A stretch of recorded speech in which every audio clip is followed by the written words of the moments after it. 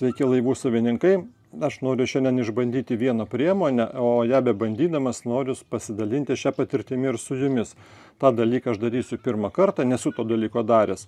Reiškia, įsigijom štai tokią Starbrighto priemonę laivų valymui, laivų dugno valymui. Būtent valyti tokias apnašas, kaip va čia matote, va šitos apnašas, tai šita priemonė tam skirta. Aš žinau, kad tai yra nemažas iššūkis susitvarkyti su šituo dalyku. Tas yra pagamintas Amerikoje. Pagal instrukciją mes turim ją užsipurkšti čionais, laukti, kol čia kažkas prasidės reakcija, kažkokie putojimai, paskui mes nuplausim vandeniu. Jeigu apnašų yra storiau, tai tą procesą galima pakartoti kelis kartus. Taip atrodo štai šitą priemonę. Apnašos yra čia iki viršaus, eina per plastiką.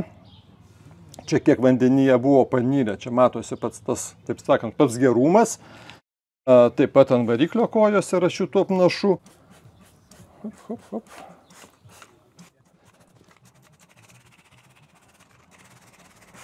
Kvapas ne iš maloniųjų toks. Putoja. Aš jau matau, kad slenka. Tas, kas aukščiau yra, tas žalios apnašos slenka. Čia putoja. Nu ką, veikia. Tokį darbą, aišku, nors rekomendacijose neparašyta, kad kur ir kada, kokio ten temperatūroje turim daryti, bet visada visokius valymus dar kažkokius darykite pavėsyje, kada temperatūra truputėlį žemesnė, nes saulės atokaitoje. Taip, varikliukas irgi apdorosimės jį. Šiaip tai gražu. Paimsim kamerą. Štai kaip čia viskas veikia. Bandom šepetėlių. Čia dar stora. Kvapas tai ne kažką. Kvapas ne kažką. Jau atsiskiria, kur pats storumas buvo, tai grinai štai šitą liniją. O čia žemiau jau normaliai valosi. Dugnas švarus. Kažkodėl tai viskas gerai. Su pačiu dugnu, čia pačioj net neliesiu, nevalysiu. Nuo vandens, reiškia, pakilę. Žmogus sakė, jo valtis stovi kažkur saulės atokaitoje, tai reiškia vanduo skalauja bortą, saulė džiovina ir tos apnašos lieka čionais, susiformuoja ir laiko. Kaip gražiai užputoja. Reakcija vyksta. Na, paimsim kamerą. Štai užputojimas koksai. Ir čia pakartojam. Kaip gražiai.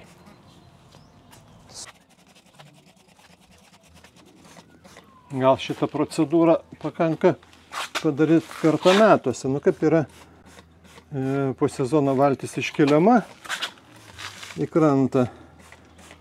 Tai arba išsikėlus reikia tą dalyką padaryti, arba prieš sezoną. Priemonę reikia purkšti ant sauso paviršiaus. Jeigu išsikeliat valtį, turi išdžiūt. Turi tos nuosėdos visos gerai išdžiūti. Tai paprašyta pagal technologiją.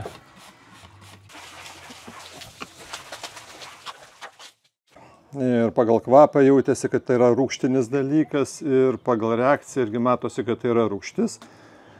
Aprašyta, kad reiškia biologiškai besiskaidanti, aplinkai neutrali, nekenksminga. Nu, gal jie kažkaip moka taip gaminti, bet esmė tame, kad reakcija vyksta.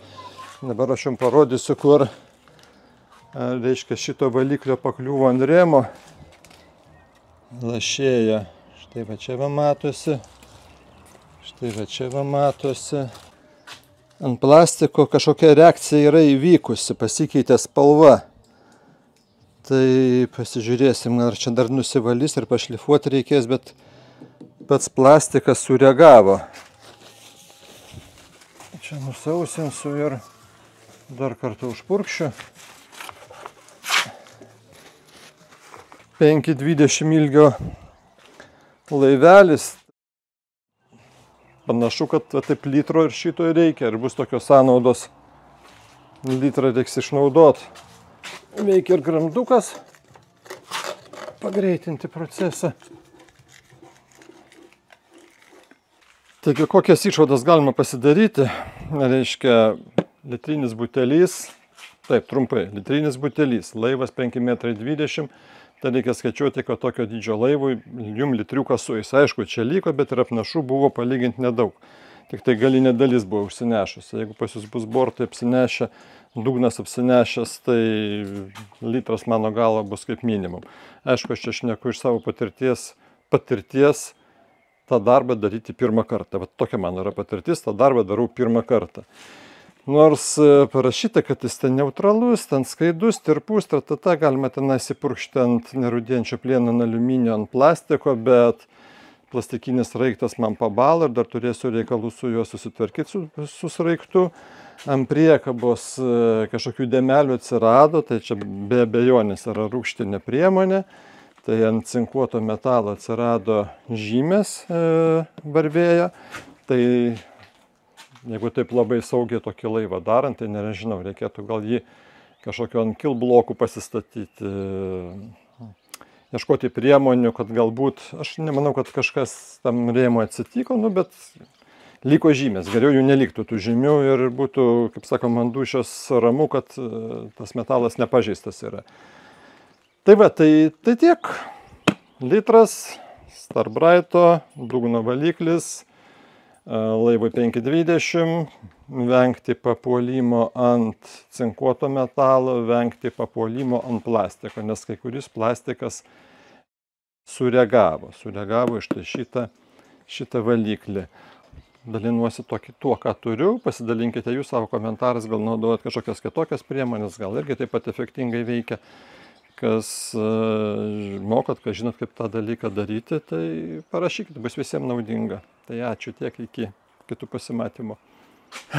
Čia dar toksai postscriptum, priešnekėjau, aš čia valyt, be abejo reikia, norint laivą prižiūrėti, reikia jį dengti antifūlingu.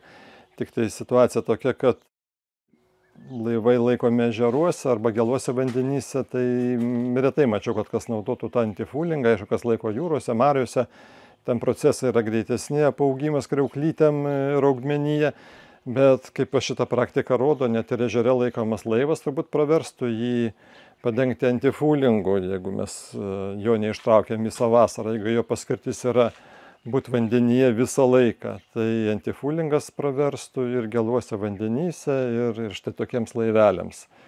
Tai čia toks nukrypimas, apie kurį visai buvau pamiršęs. Antifūlingas yra geriausias laivo dugno, antifūlingas yra geriausia laivo priežiūros priemonė, kad paskui nereikėtų gramdyti nuo plastiko ir turėti štai tokių pasiekmių. Nors, vėlgi, ten antifūlingą irgi reikia paskui nuplauti, nuvalyti, tam tikrų reikalų yra, reiškia, nuimti seną antifūlingą, padengti naujų antifūlingų, ten reikalų irgi yra, patikėkit.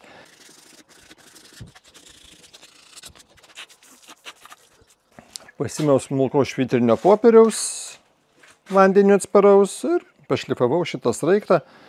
Tos apnašos baltos, jisai pabalo.